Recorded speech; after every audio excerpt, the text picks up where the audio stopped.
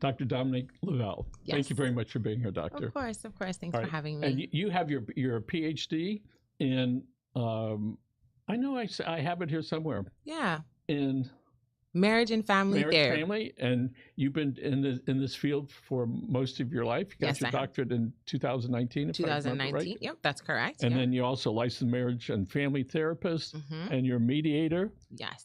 And an EMDR. and you're fluent in several languages. Well, two Right. languages. That's all, well, two or three. Two all or right? three, right? Yep. And you have your practice called Bliss BlissTherapy.me in Yes. Palmetto Bay, the lovely city of Town, village yeah. of Palmetto Bay. So it is Christmas time.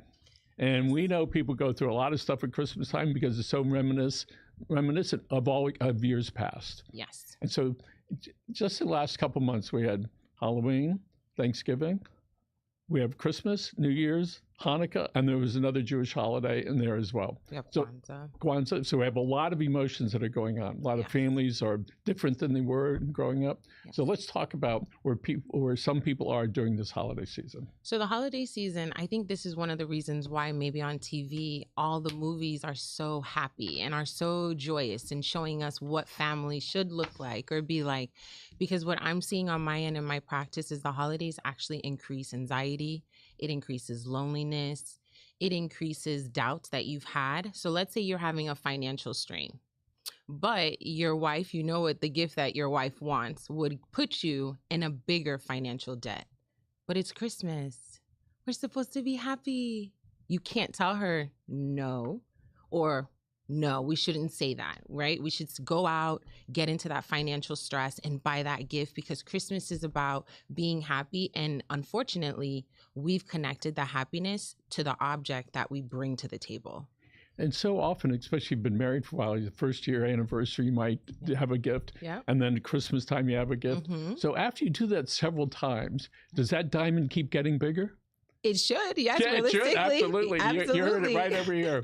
But Yes. it doesn't. At some No. point, it impacts you. Go, no, I'm not going to do that because I don't have the money. Or when does it stop? And it should come to a point of Christmas and the holidays shouldn't put us in a financial or a stressful time. It should alleviate because we're off from work.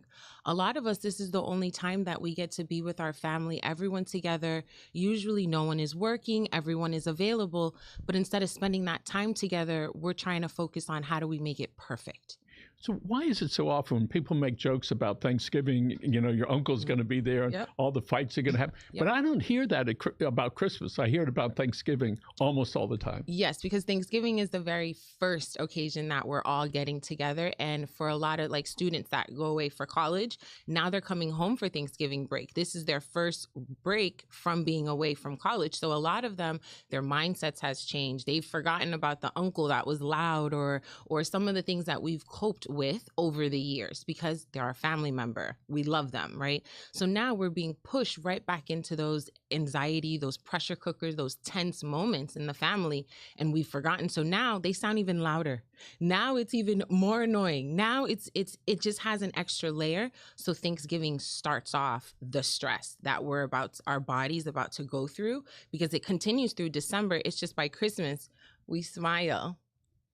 Right? We smile. Oh, yes. We've been learned that Christmas is a joyful time. We should be blessed and grateful, even though we feel empty and sad and frustrated on the inside. So families that have had tragedies of youngsters in their family dying, right? Yes. And this might be the first time they're without that person. Yes. So you've been a therapist for many, many years, Yes. and I'm sure you've had many, many experiences with that. Mm-hmm. So for the person that's going through it for the first or second time or third, or they're really feeling the emotions about it, what are some short-term things that they can do before they can get to until they decide whether they need some help?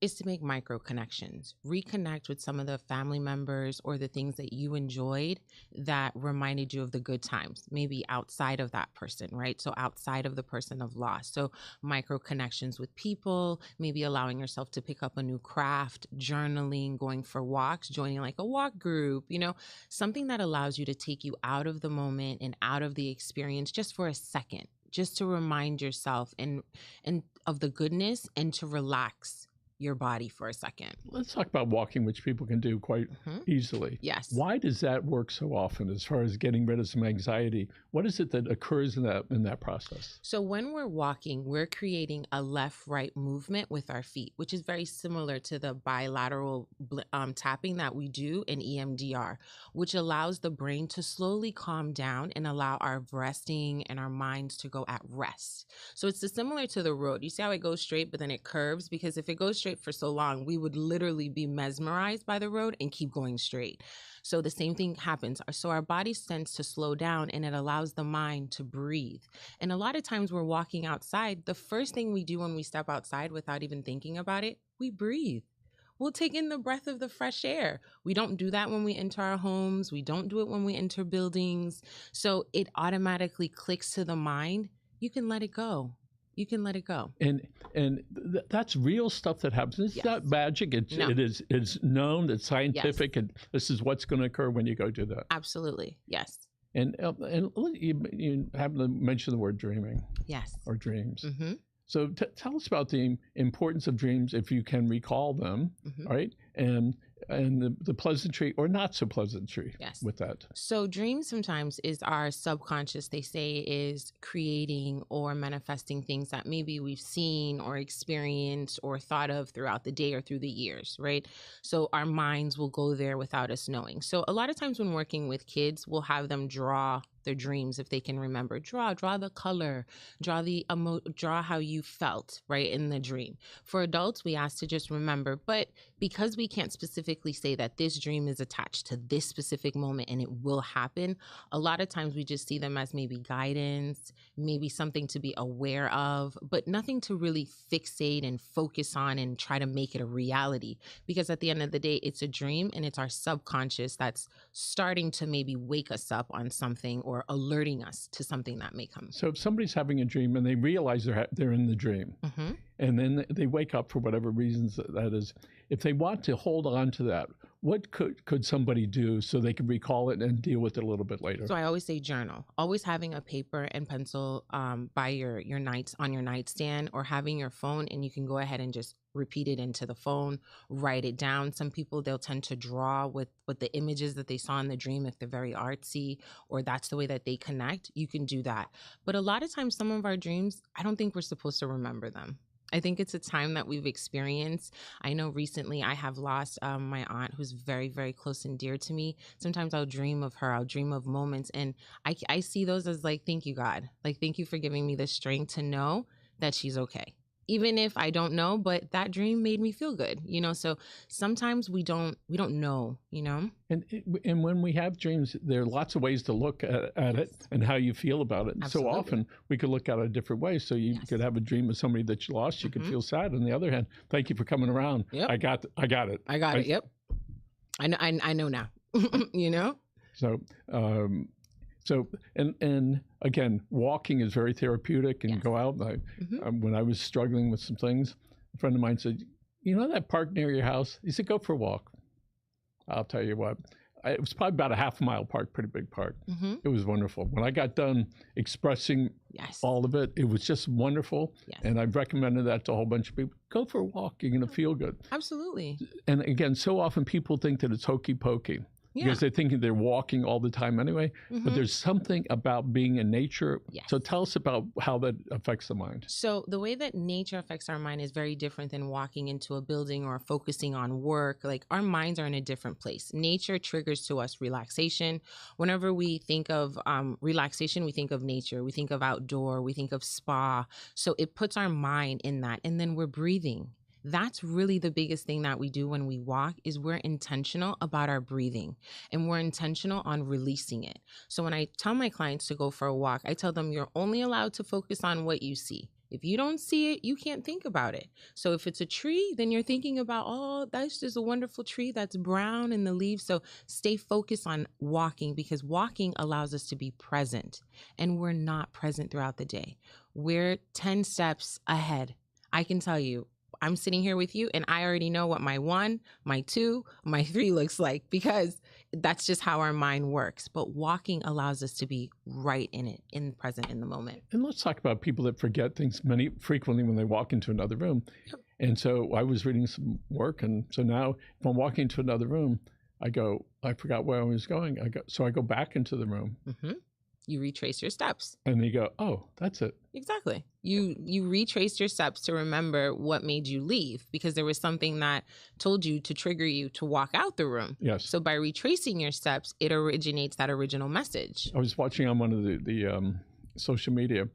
This is what it's like to have attention deficit. So the guy goes to start washing the dishes. And he's like, oh, there's some dirt on the ground. So he puts the dish away, picks up the dirt, and he says, oh, let me put it in the garbage. Oh, I got to change the garbage there. Exactly. And it was hysterical, because so often that is us as we walk from room to room to room, and we get distracted. Yes. And of course, we forget what the original goal was. What the original goal was. And a lot of times what happens is because we're not present on what we're doing. When that's what happens with people that suffer from ADHD or ADD, you're not truly present, because in that moment, your mind has already shifted and gone to the next thing. But if you were to take some deep breaths, for those that don't, of course, there's always outliers that need medication to assist, which is not a negative at all. But for some, it could be that taking some deep breaths, maybe putting music, allows you to slow your pace down and allows you to complete a task each task completely before moving on. In the mornings, I get in pretty early, and I write in the mornings. And it's like I have to finish it, because I know if I don't finish it, I'll be gone. And if I'm almost done, no matter how many times we've written it, and somebody interrupts me, oh my goodness, I get like, bang, I'm out. And then it's hard to get back to where you want to be. Yes, it is. It's hard to train the brain to go back to the original, because a new situation has been given to you that your brain goes into solving, goes into digging into more. So it's hard to go back to the original, because it's ready to move on. You kind of, by not finishing it, it knows it's a task that's still open, but you've told it it's okay to move on to the next, because it's already gone. It's the moment you allow the interruption, it's very difficult to go back to the original without setting the intention, without saying, okay, I'm going to take care of that next once I'm done with this writing. So setting that intention will help the brain to shift back to, okay, this is what I'm focusing on right now. Tell us about why you went into helping people in this manner. I went into helping people for lots of reasons. It's something that does come very natural to me since I've been younger. It's been something that's near and dear, but more, I think I'm an empath. I can understand people's emotion. I'm very sympathetic. I will hear you out without judgment. I think it's just part of who I am, and I think it's the gift that God gave me, truly. And I love it, right? I love it. And holiday season is when I feel like I thrive the most, because this is when my clients come to me and they truly need those tools that we've been working on all year. And it's great to see how last year they went to Thanksgiving and there was a fight, but then this year they went and there was nothing that happened. It's such a reward to see clients that can push through. Let's talk about people that get ill and it's significant. I'm not talking about breaking a bone, but something that's significant to them. How do people deal with that? It's understanding that as much as your mind may want to feel young and it's not broken and everything is okay, you have to meet yourself where you're at that moment. It's going to your occupational therapy. It's speaking to your therapist to help you to mentally go through this change that's happening to you in that moment when you're ill.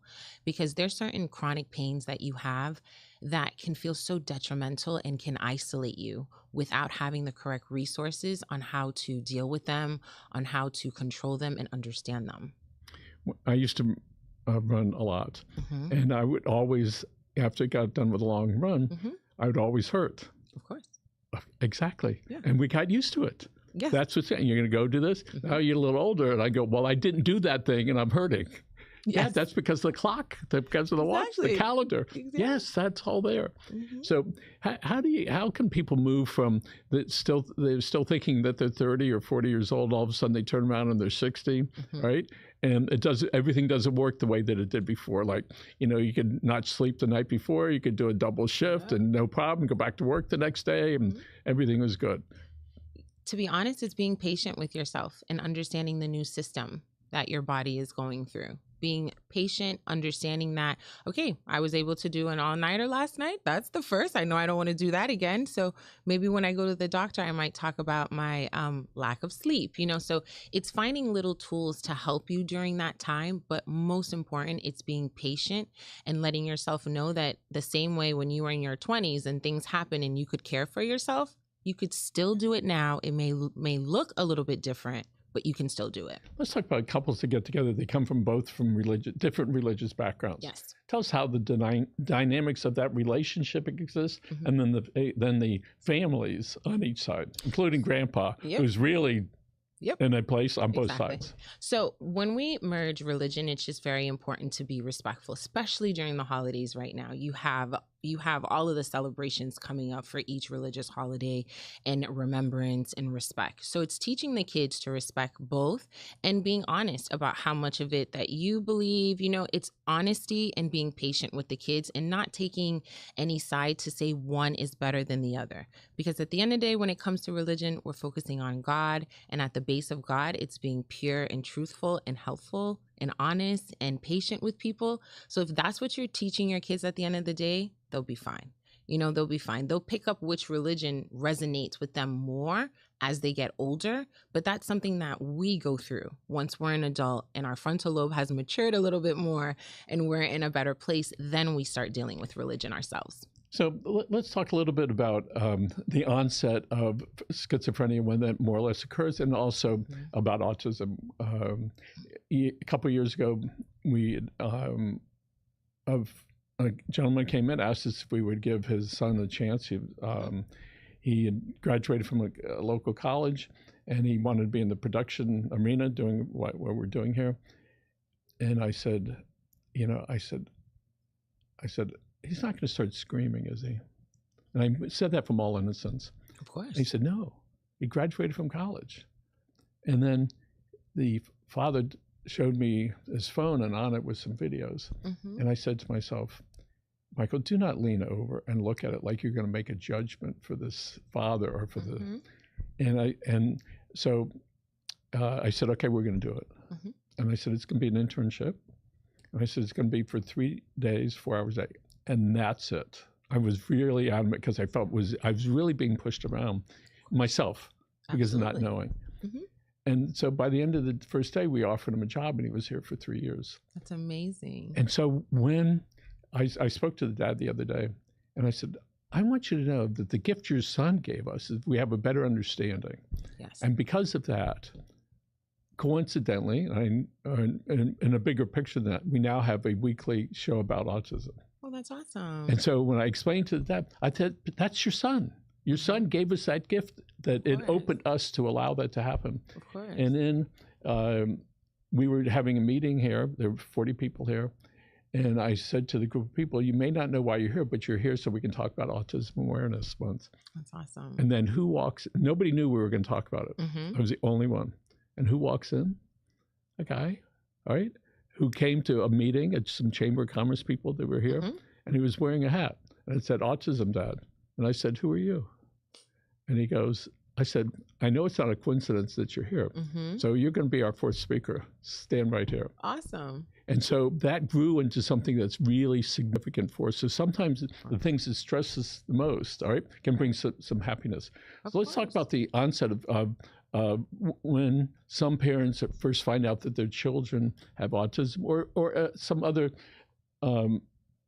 differences with them. What is it like for the parents and for the family? So when dealing with autism, with my expertise, it's helping the family to understand the difference, helping the family to understand that child's treatment plan that their ABA therapist has created for them, and where the family can help with understanding as a community, what we need to do to assist.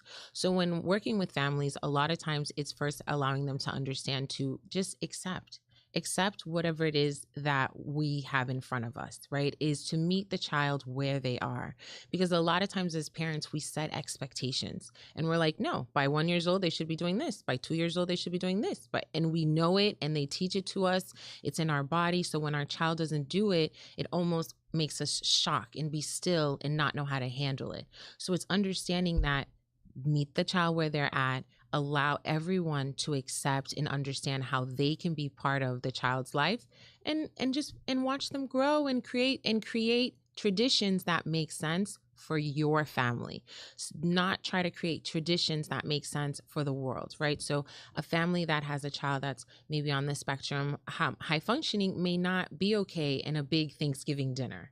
That might be a little bit too much for them. So they might reduce it a little bit, right? They might make it a smaller family Thanksgiving dinner, and maybe they have an outdoor activity outside with everyone else so that the sensory isn't on such overload for the child. So it's just doing little things like that and being okay with being outside of tradition.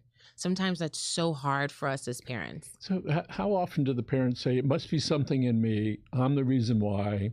Oh, trillion times. Yeah.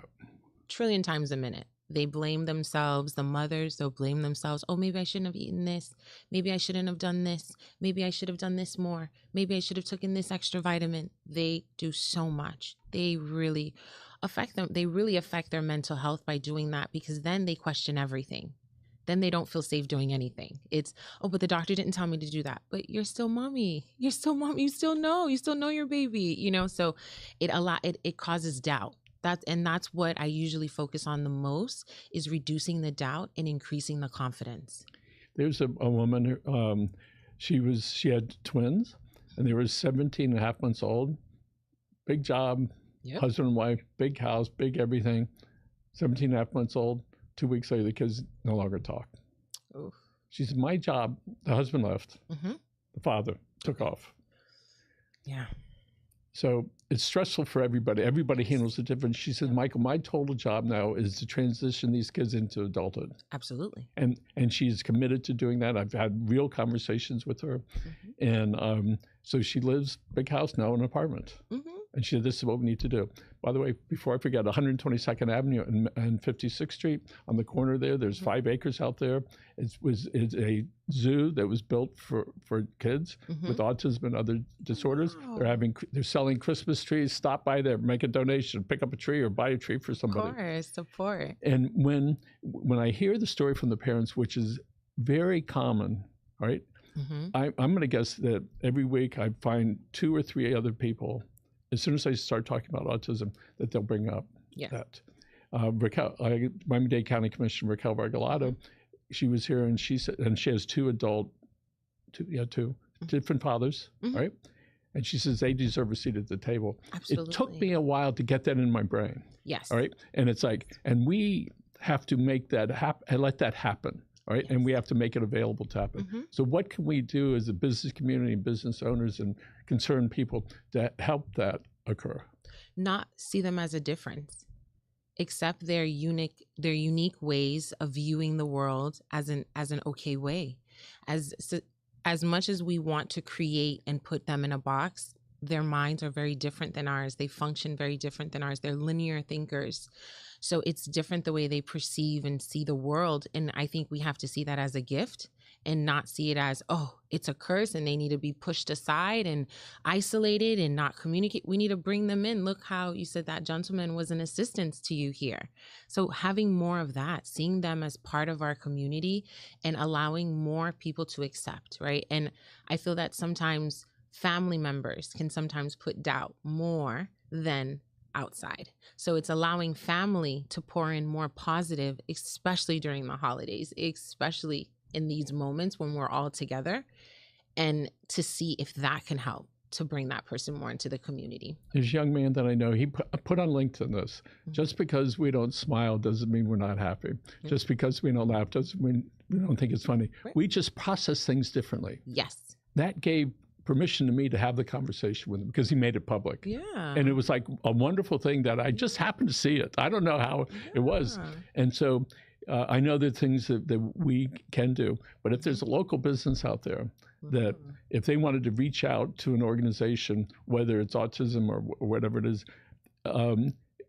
there a place that you know that they could go and say, listen, we have a business here. We'd like to be able to help somebody a little bit more by giving them an opportunity. Is there a place where they could go? I would say checking out any either mental health clinic that's in the area. I know for me, I have schools that I work closely with, and I go and I give them my time. It's just creating, as if you're a business owner, it's just reaching out to the local business that services that population and just assisting them in any way that you can. So I know for me, it's a joy that I have. So I'll give back to the local schools, especially the ones in my area, and I give them my time and I work closely with them. And Were you a school teacher for a while? You worked for the school? Yeah, Yes. I was. Yep. I was a school teacher for 12 plus years. I love it. It's at the heart of who I am. I just love working and teaching and helping.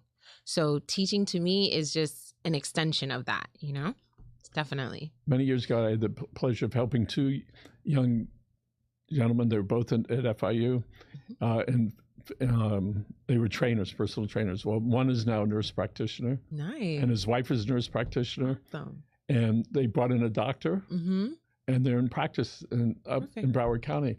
And just to be able to provide a foundation for them. I worked with them for years, and they're in like freshman, sophomore, juniors, and I would do parties in my house. So you're coming to my house because I want you to meet people that have graduate degrees. You're going to see that you can do this, right? And so, and the other one did is equally as well. So I know there's a lot of things that we can do. So again, so we have Christmas is around the corner. Yes. All right, lots of happiness, lots of grief, right? Lots of grief, yeah. And then we have this new year. Yes. That means we're all another like a year older. We're all plus a year the birthday. older. Yep. And then that means the year before, there should be some things that you wrote down that you should have had a completion. That too. So bringing in the new year sometimes brings in even more stress because there's always goals that we set for ourselves. And now we have to look at them and say, did I meet it? How far am I in the same spot? So sometimes that reflecting can affect. There's that local joke, January 1st, everybody wants to lose weight, stop smoking, eat healthier, and they sign up for the gym, and in March, the gym is empty. Yep. So let's talk about how not to set yourself up.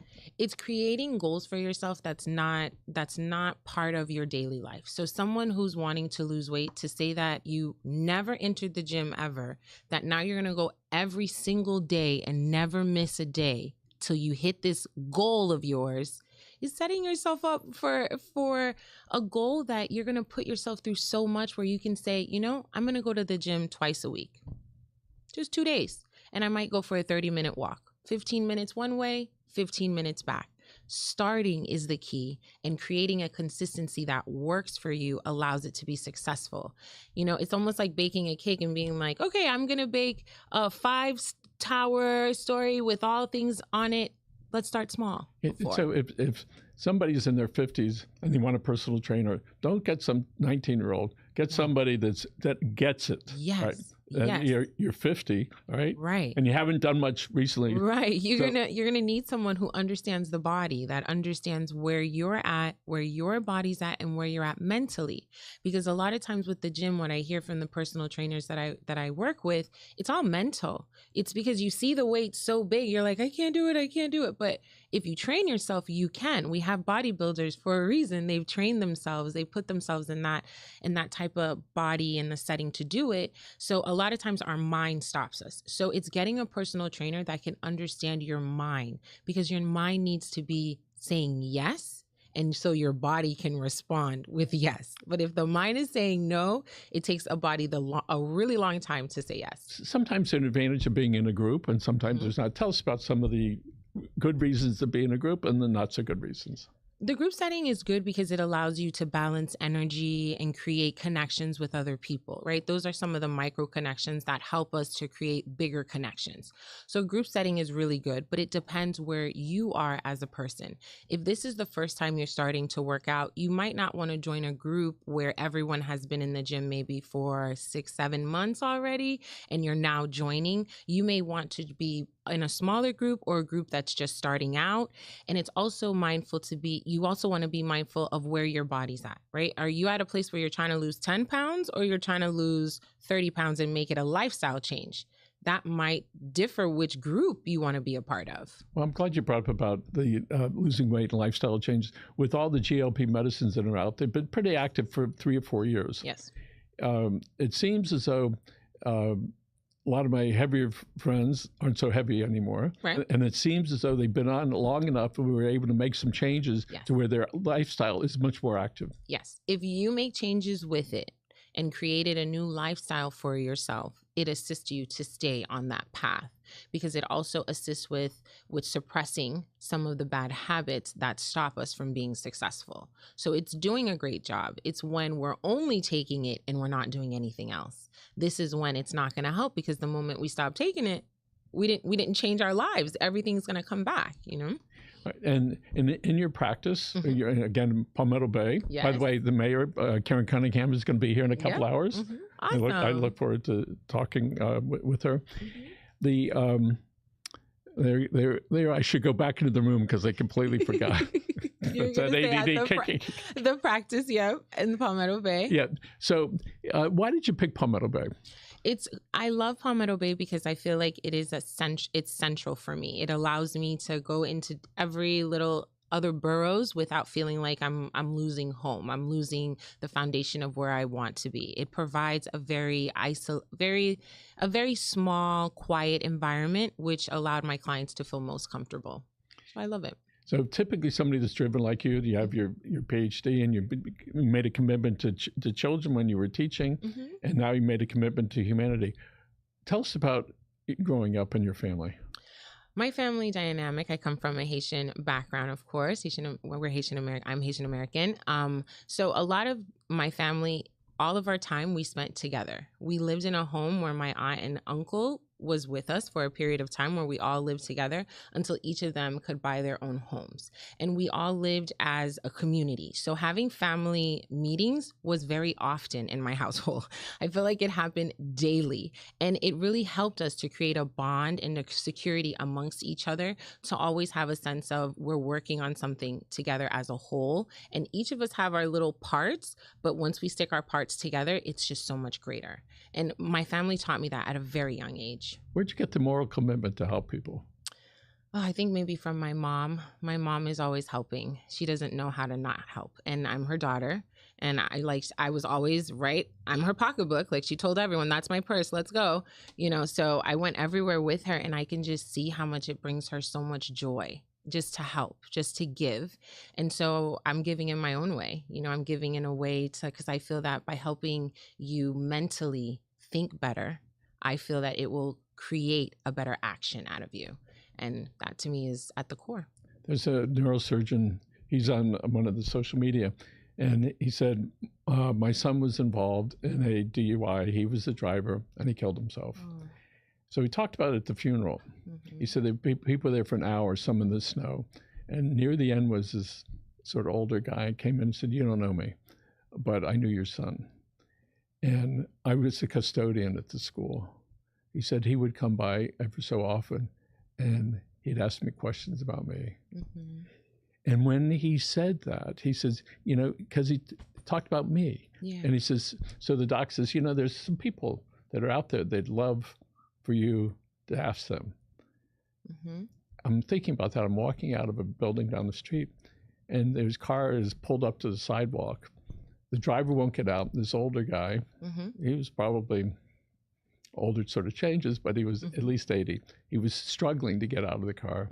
I walked over to him, and I helped him get out of his car. Awesome. And it was just like that, the effect of listening to that neurosurgeon talk about that one little thing. One little thing. And he just said to me, thank you. I said, you're welcome. And so often when we get to do those things, right, as small as that was a really big thing for the recipient of that. And selfishly, I felt really grand, of course, in doing that. So, and it's a wonderful thing to be able to do. Yeah, and just like if you're at the line at Publix, like if the person behind you has one item and you have a cart full, it's okay to tell them they can go in front of you. Your cart you'll still have time to get everything on the cart. So it's those little forms of humanity that I try to teach my clients. And the way that you can teach people to do that is once you're in a healthy place. If you're not in a healthy place, you can't give out a helping hand, because it's not going to feel genuine. It's not going to feel authentic, because the person needs someone to give them a helping hand. So that's why it's so important. And I think, again, the holidays is a time that we really truly see how those anxious, tense moments really erupt once we all get together. And again, so let's say you're going through your Christmas stuff and you get a little anxious, there's a couple things people can do to feel a little bit better. What are some things they can do? So set some realistic expectations that match your budget. So meaning if your budget is $20, $30, that is fine. Get what you can with it. Don't put yourself in a financial debt that when January comes, when it's supposed to be new year, new me, I'm doing everything different, you're starting out in a financial hole. You're starting out in a debt. So set expectations that match your wallet, not your emotion. We all would love to give everyone the $1 million gift. Wouldn't you want to give out cars to everyone here or homes? We all would love to do that, but we have to be realistic. And I would say the next thing is ask yourself, what boundaries do you need to set for yourself during the holidays? There's certain people, they're triggers. So I might not start a conversation with them, right? It might be like, hi, how are you? How's everything? Wonderful. I'm going to go help so-and-so over here. I'll be back. That might be how you communicate so that you're still in the environment, enjoying your family, right? Still having those precious moments. So setting correct boundaries and also understanding your loneliness. For a lot of people, the holidays trigger the most deepest form of loneliness because we are isolated from family if we can't travel due to financial means or due to just you can't travel. And we're also lonely because a lot of times we're in a room full of people and we don't feel like we've connected with anyone or anyone has heard us. So it's really, truly being honest with yourself and set boundaries, creating an understanding of, okay, so I'm lonely right now because I'm not where I want to be at work. So I'm not going to talk about work when I go to dinner. I'm going to talk about maybe other things that I like to do. So I'm going to skip that topic so I can connect with everyone and kind of reduce on the loneliness that I'm feeling. So it's doing little things like that, but you got to be patient with yourself, right? And truthful. And we know if there's a subject that is guaranteed to have people adamant on either side, if you bring it up, you're going to hear it. Oh, yeah. So make a decision. Make a decision and stick to it, right? And then there's different ways of saying that you don't want to talk about it, right? Because there's certain families that because life has changed, maybe daughter has moved somewhere else, has a different ideology on life, maybe son now thinks differently. Everyone is living and kind of functioning in our own bubble and gathering information. So now when we come to Thanksgiving, it's like, okay, maybe we don't talk about all the differences that we have. Maybe we focus on how tradition is the same for us. And as we're winding down here, let's talk about some life events that occur that are big stressors. Yes. Let's hear a few of them. So a death, moving, baby, marriage, divorce, a car accident, graduating from school. You know, the list goes on and on. Those are major holidays, I would say, is right on the list. And so part of that is to recognize, hey, this just happened. Yes. Of course it's upsetting. Of course I feel like this. Right? Of course. It's understanding that this year I moved and we had a baby. Of course I'm stressed out and I'm a little bit overwhelmed and I don't know if I'm coming or going. I moved and had a baby. I did two of the most stressful things. Or I had a loss this year. Things don't feel right. I feel empty. Yes, you had a loss. But because we have to show up for work on Monday, because we have to financially ensure the stability of our family, sometimes what we go through as people doesn't resonate with us until the holidays come and there's an empty chair. And it's like, oh yeah, so-and-so did pass away. Oh my, that's why I've been crying in the shower. It's not because of stress. It's because I miss them. We don't connect until we're forced to. And it's okay to say that. Yes. And I that's part of it is, you know, the old saying, the truth will set you free, and just there, and then you don't have to remember it. You can call it back if you want to have that conversation. Exactly. If you just tell everyone, you know, I might be a little off because I lost so-and-so, or I might be a little off because I just had a baby. I'm hormonal. Right. That's very natural, right? It's being honest with yourself. Wonderful. Of course. Doctor, thank you so much. Of course. It's always a pleasure. Happy holidays. Happy holidays to you. And I hope there's no stress. Stress is at a minimal. Right. If somebody wants to reach you, that's all they need to do is call up there. Call the office. Terrific website, by the way. I love it. Thank you. Right. Thank you very much. Yep. They can give us a call. They can go on the website, blisstherapy.me. Like you said, I'm in the Palmetto Bay area, but I also service the entire state of Florida. Okay. Wonderful. Also, we want to say hello to Emily, who's producing the show. There she is, Emily. Can you put that on Priscilla over there? Let's see. We're going to move it. Oh, my goodness. Wow. Where's Priscilla? There's Priscilla. She's graduating from FIU next Tuesday, I think. Yes. Next Tuesday? on Monday. So congratulations. Awesome. Congrats. All right. Again, let's look into that camera right there. All right. So my brother Grant and I subscribe to the Disney rule, which is when you hug someone, don't stop.